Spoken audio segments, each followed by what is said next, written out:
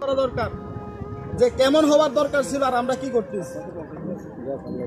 আল্লাহ তাআলা আমাদের সবার ভুলগুলি বুঝার তৌফিক দান করে সবাই বলি আমিন। আমরা যেন সামনে যত বিয়ে হবে প্রত্যেকটা বিয়ের মধ্যে এরকম কোরআন খতমের আয়োজন, এরকম তালেবে ইলমদেরকে আইনা, আলেম ওলামাদেরকে আইনা আমরা যাতে একটা জান্নাতি পরিবেশ কায়েম করতে পারি, তাদেরকে যেন মেহমানদারি করাতে পারি, তাদের বরকতে আল্লাহ রাব্বুল আলামিন দুনিয়া ও আখিরাতে যাদের যে কনের বিয়ে হবে, যে ছেলের বিয়ে হবে, তাদের সাংসারিক আল্লাহ তাআলা বরকত দান করুন এবং তাদের দুনিয়া ও আখিরাতের জীবনকে কল্যাণময় করে দেবেন।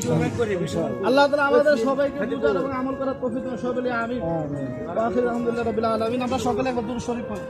আর আমাদের এখন দোয়া পরিচালনা করবে, এখন দোয়া পরিচালনা করে আমাদের মসজিদের সাবেক ইমাম সাহেব হাফেজ মাওলানা মুহাম্মদ মহিউদ্দিন আহমদ সাহেব। আপনি দোয়া করেন। ভিডিও ম্যান করে